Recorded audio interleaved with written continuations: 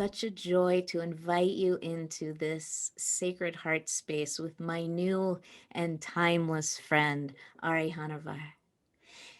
Ari made her way into my heart kind of unexpectedly and rather recently, and she just felt like the perfect fit for this gathering around the wisdom of the mystics and how to activate the transmission of these great wisdom beings in our lives right now.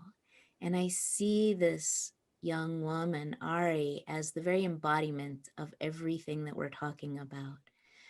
The the path of love and how it lights the fire of justice in our hearts, and the very spontaneous, authentic way that Ari expresses this deep connection to the mystics, to mystical poetry, to song, to truth telling in her own life. It has been moving me profoundly. In fact, I think you can tell I've become completely smitten with this woman and her work the more I investigate it.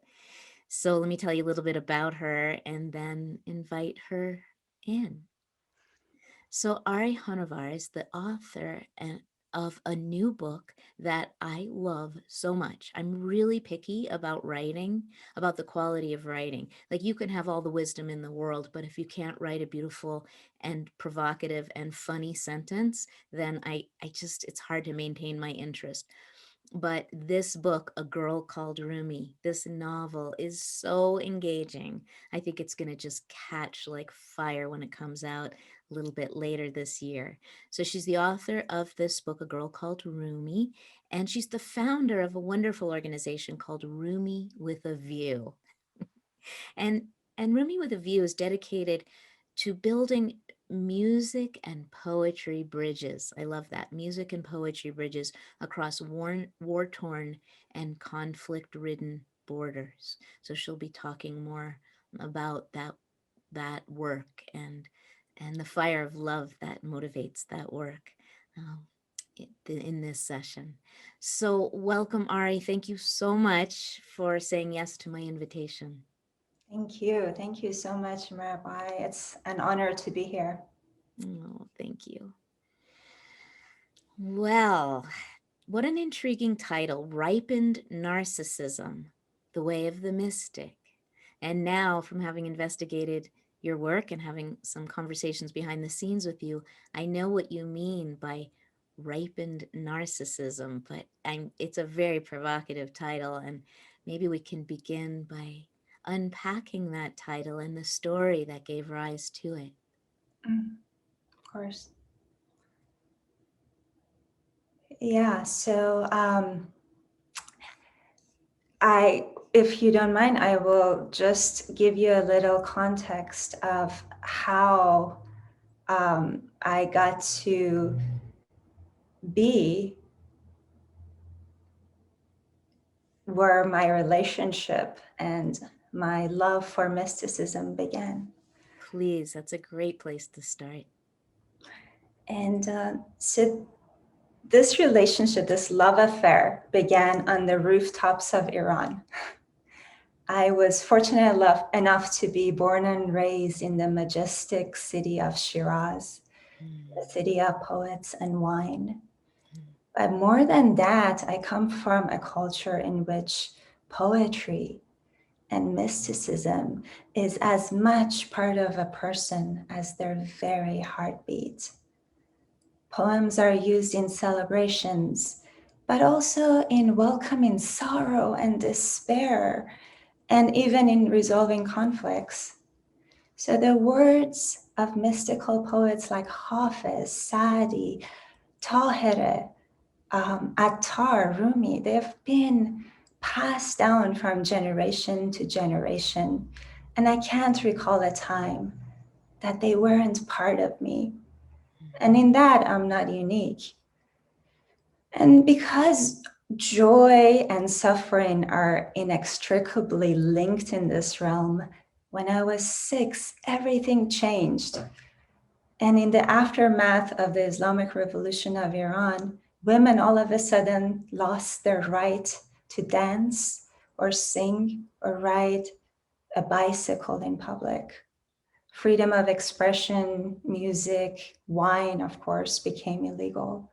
And just as this war on women and assault on our freedoms was becoming our new normal, Saddam Hussein attacked and started a war that lasted 8 years and took 1,000,000 lives.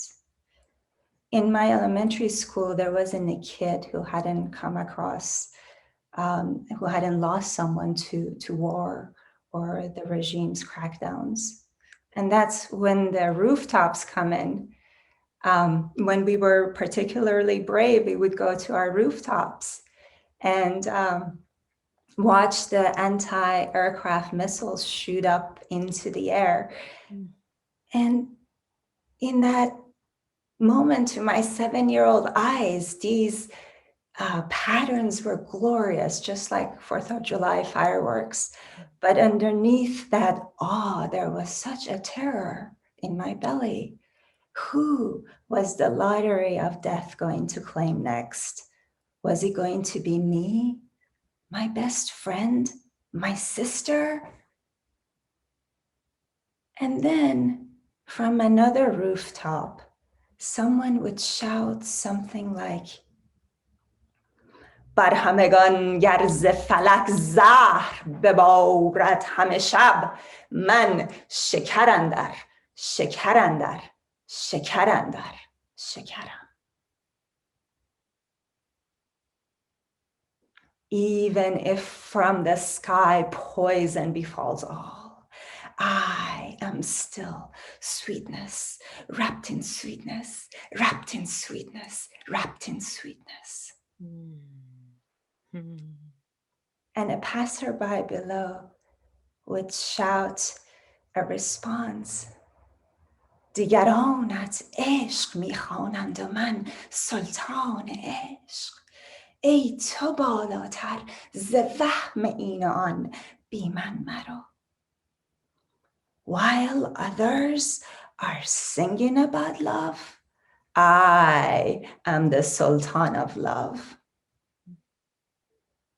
And verses like that go right in your 7-year-old heart and radiate to every cell of your being until your world is as glorious as the ecstatic poets.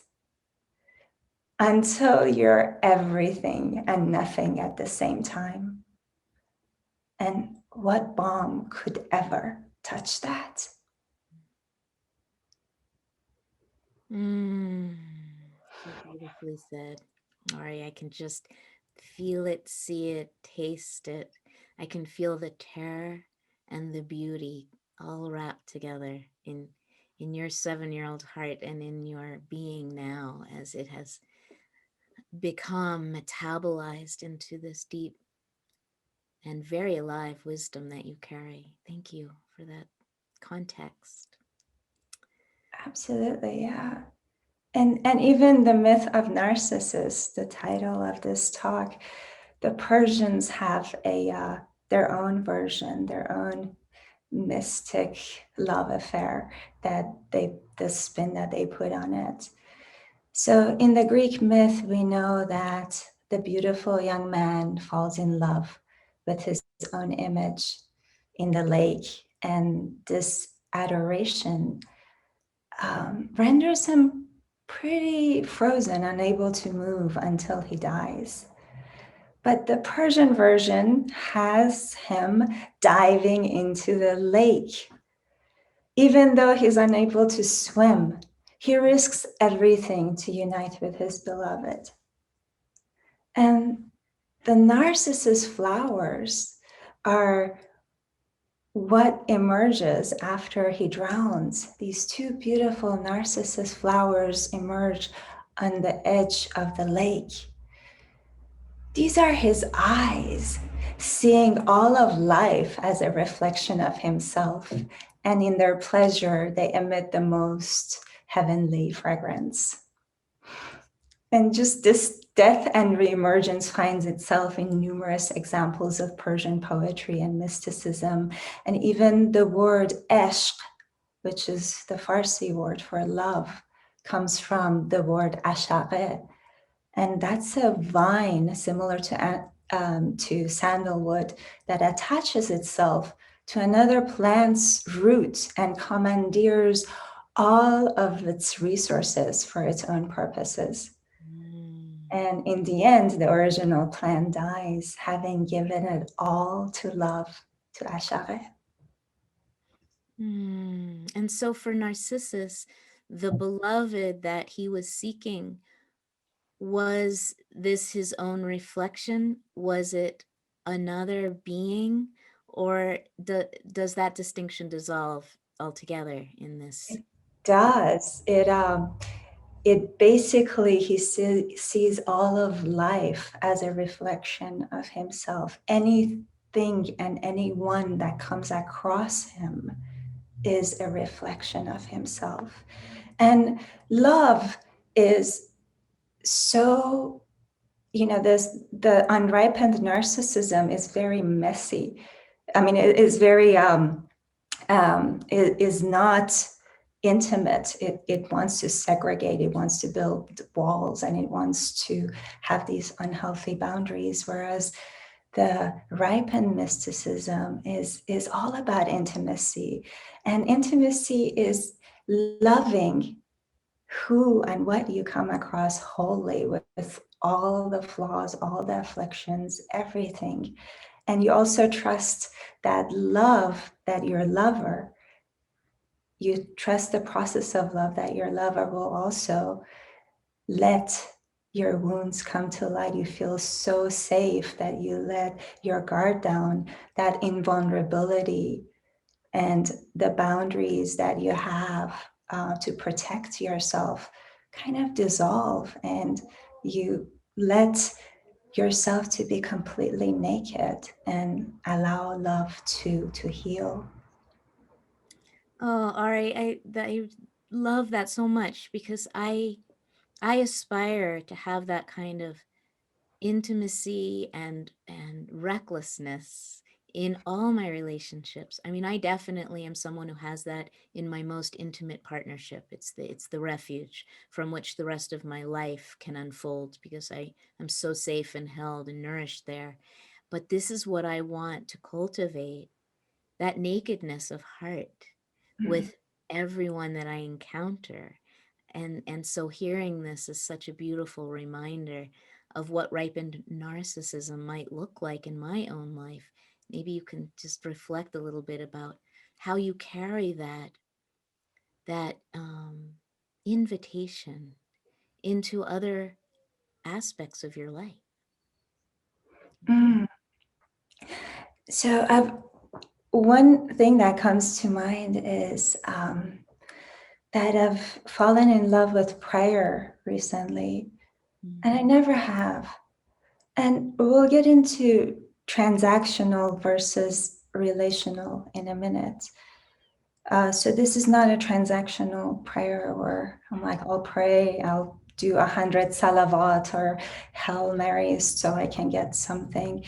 Um, it's the vessel that carries my water. Thank you for being here. And taking a sip of water. Ah, thank you for nourishing me. And for the air, each like this, oh, air, I've been taking you for granted. Without you, I wouldn't survive but a few moments. And here you are, providing me with infinite breaths until I die. It's this infinite source that we take for granted as far as our bodies are concerned. And the earth for supporting me.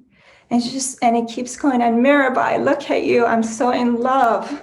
Thank you for being here, for your ancestors to have put you and all your life circumstances, all the heartbreak, all the wounds, everything to have placed you right here so I can see you as my beautiful beloved.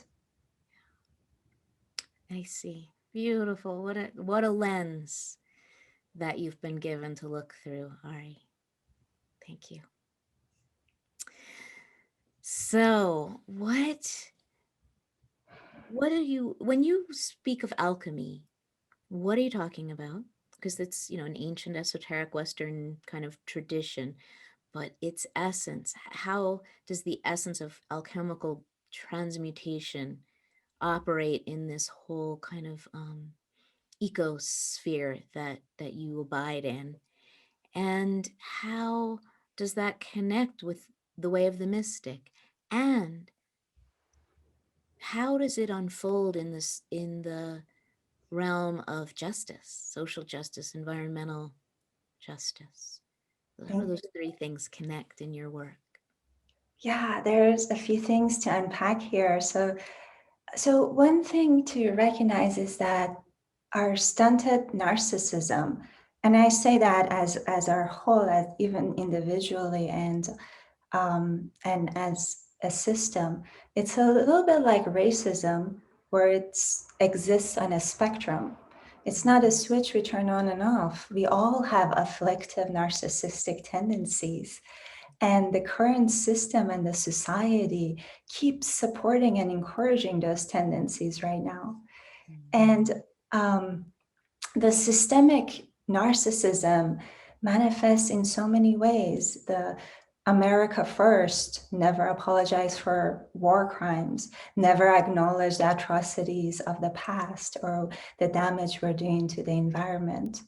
Racism itself is a symptom of stunted narcissism, which is again all about segregation, right? It doesn't trust life. It's all about unhealthy boundaries, building walls, not letting diversity to thrive. So now, as I said, the ripened narcissism is um, all about intimacy, while other spiritual traditions tell us to be an observer and watch our thoughts and emotions. So that's how our attachments and aversions, just become undone. Mysticism is all about falling in love. It just trusts the process of love, that our aversions and attachments are gonna dissolve in love. And when we're kind of frozen and not ready to dive in, we're in that state of stunted narcissism. So the word for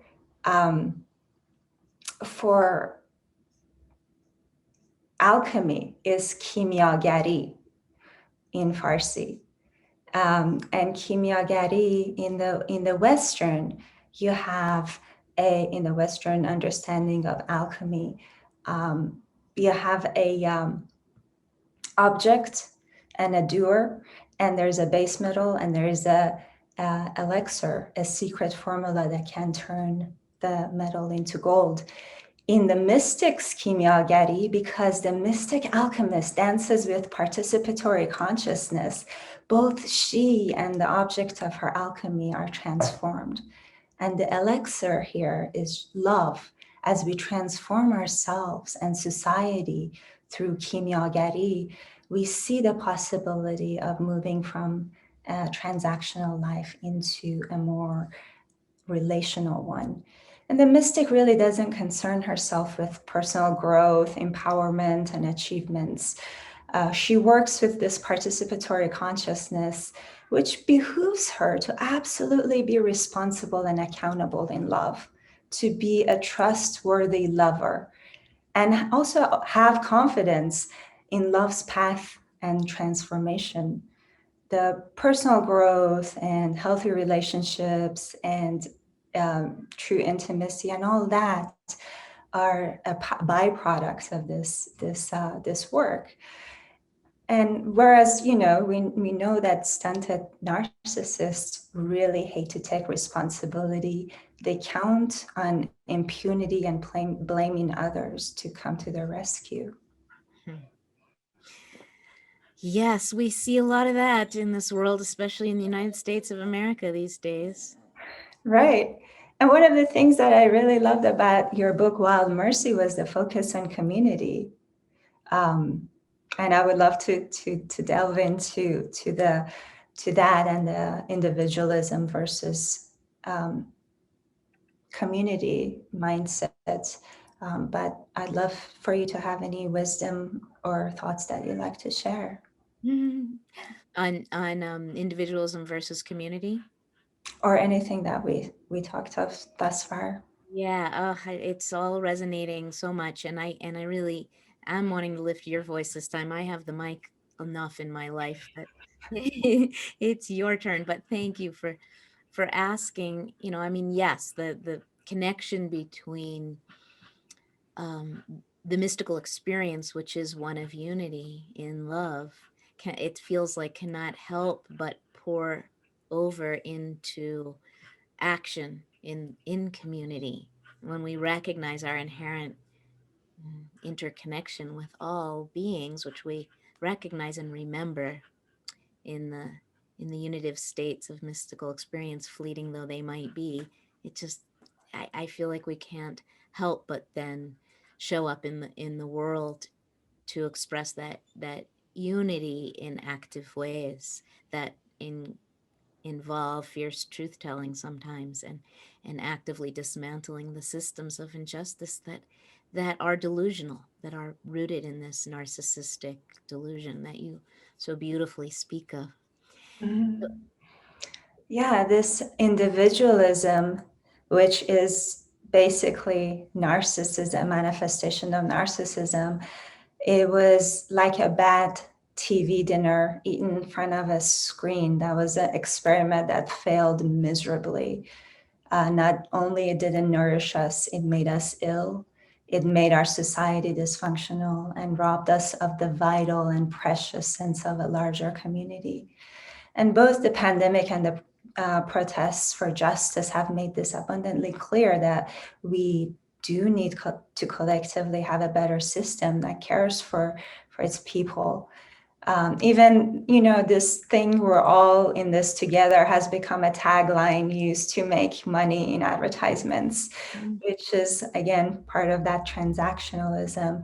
It's become another trite platitude that masks the fact that, in fact, we're not all in this together, that our vulnerable communities are bearing the brunt of the pandemic, both in terms of lives lost and economic impact, while the rich are getting billions of dollars richer.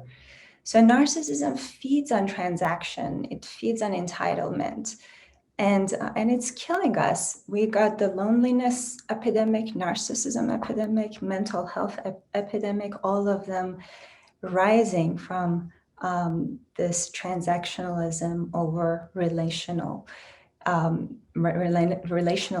which it manifests in three different major ways. One is interpersonal transactionalism, which we're always, everyone is a customer to us. Like, what have you done for me lately? It's not really to get to know and love the people we love and have genuine relationships.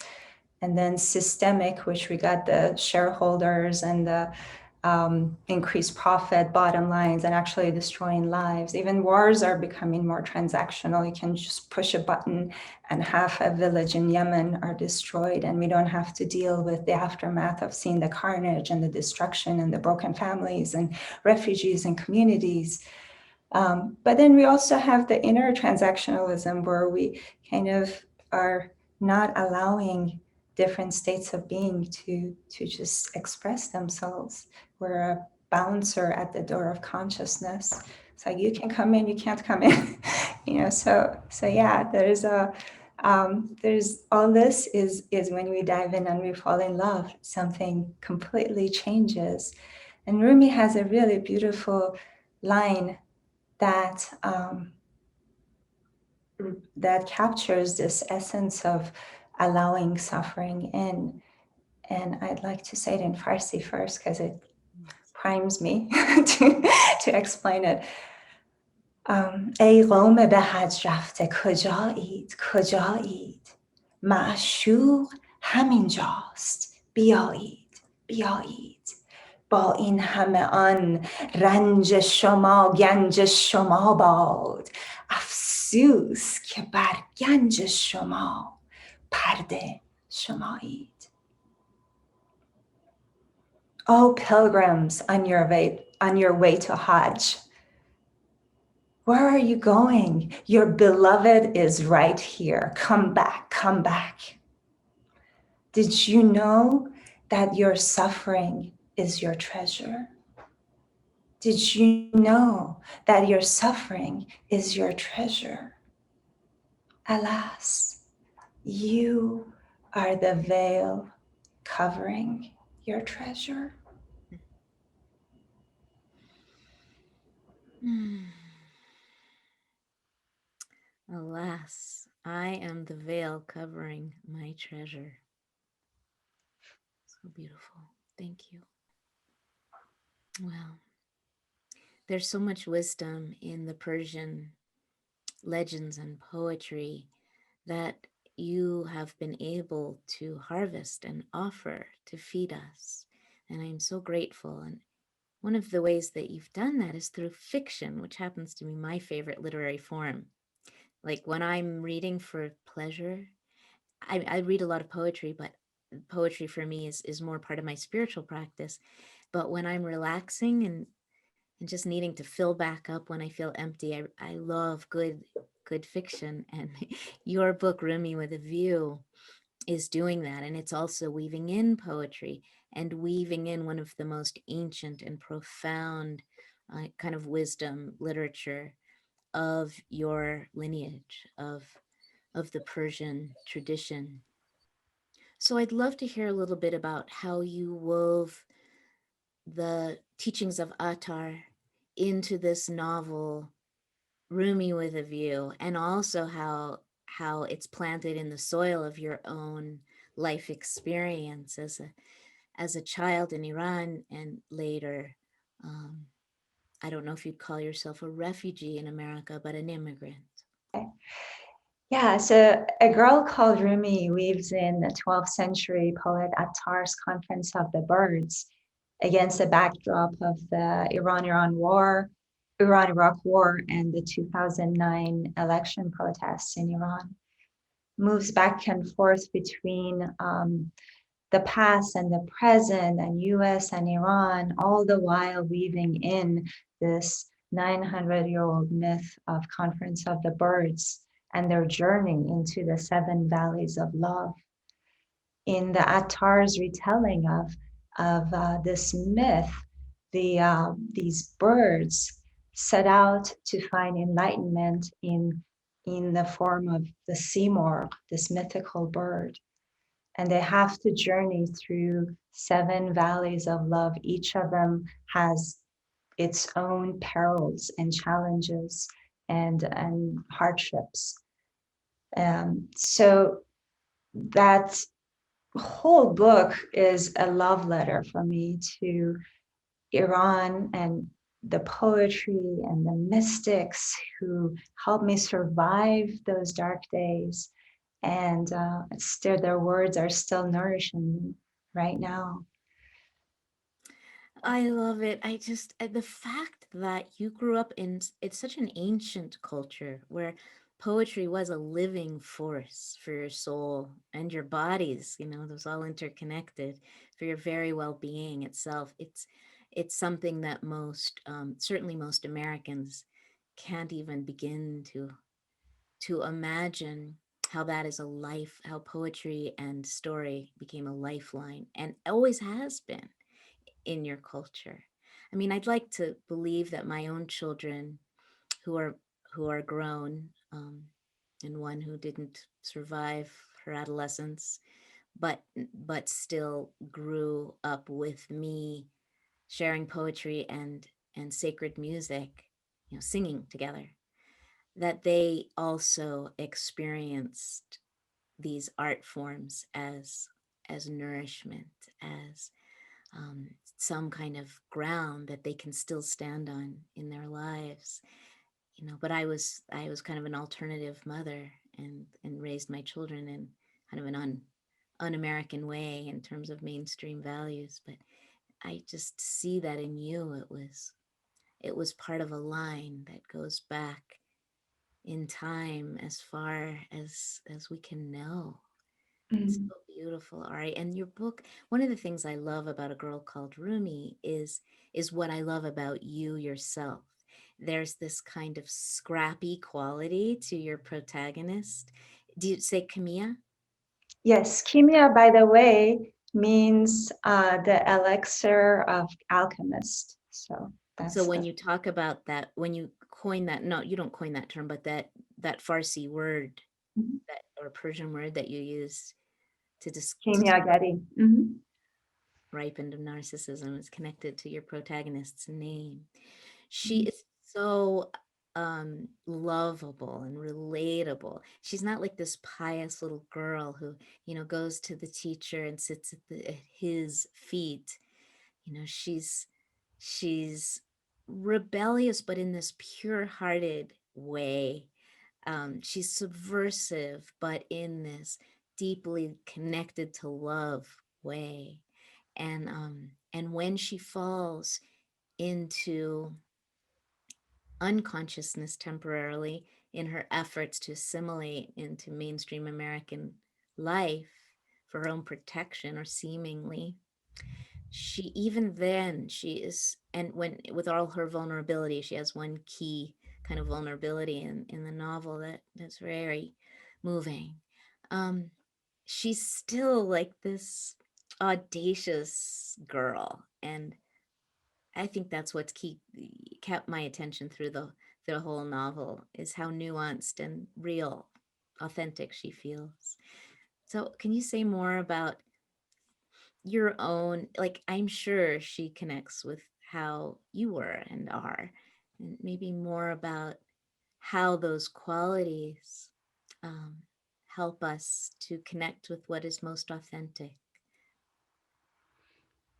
So I was very rebellious as a girl. I cut my hair and pretended to be a boy because I didn't want all the restrictions that the Islamic Republic had put on the girls. I wanted to still run around and be with my best friend who was a boy and play with him. And of course, a few well-meaning neighbors, saw us together out in the street and told my parents. And my parents like, no, no, no, you can't, you can't run around, and you got to wear a head covering. You got to start acting um, the way that is as expected of you. And the stakes were tremendously high. It's not just, like it's illegal to go with your head uncovered. My sister's classmate was a teenager when she was executed. Mm. And it was such a shock to all of us. She was a neighbor. My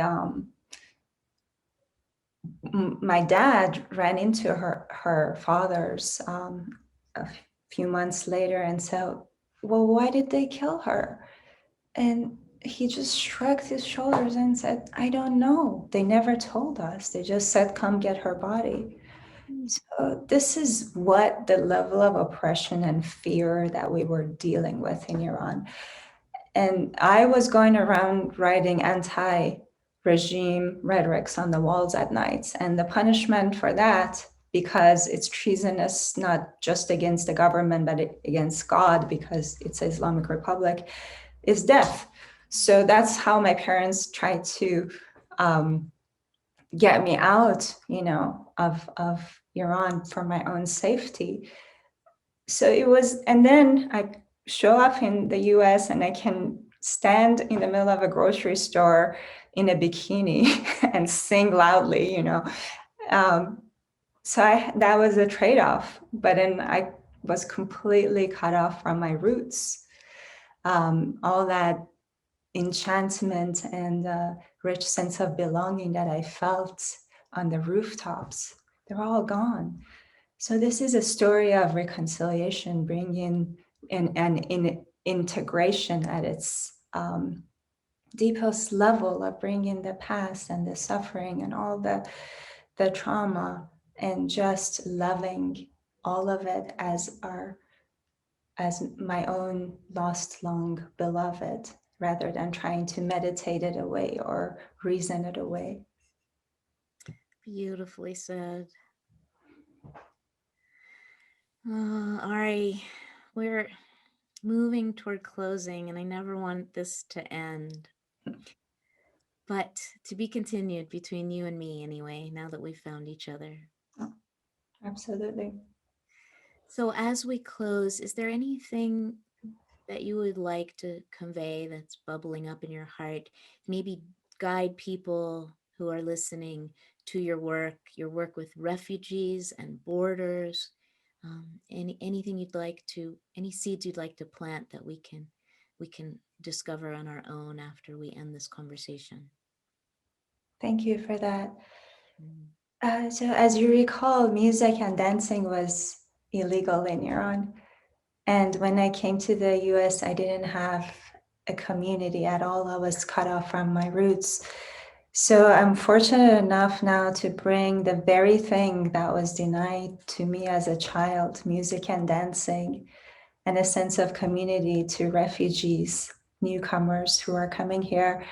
And and I do that through this really lovely organization called Musical Ambassadors of Peace. Mm. And I still, even through the pandemic, I hold these dance sessions with all the asylum seekers that are coming from Central America and Mexico. They're stuck in Tijuana right now, waiting to be processed by the US Border Patrol.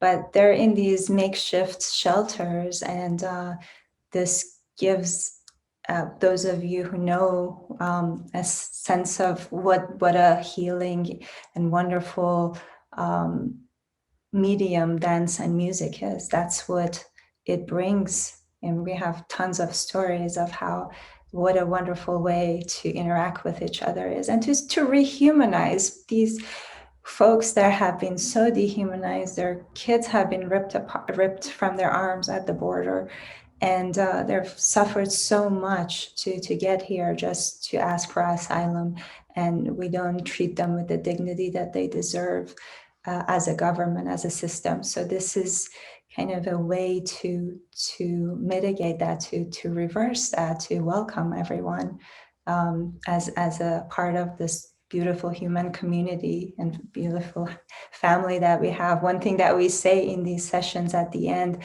is somos una familia sin fronteras. We are all one family without borders. And we say that loudly and joyously and hold hands and really feel it in our hearts.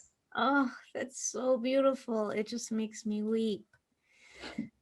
Thank you for activating your loving heart that is so deeply rooted in the mystical love that you speak of in the world in such joyful and healing ways. Thank you so much. Mirabai, you've been such a inspiration to me, and I'm so happy to have met you. Oh, thank you, Ari. Mwah. Thanks everyone for being with us. Wow.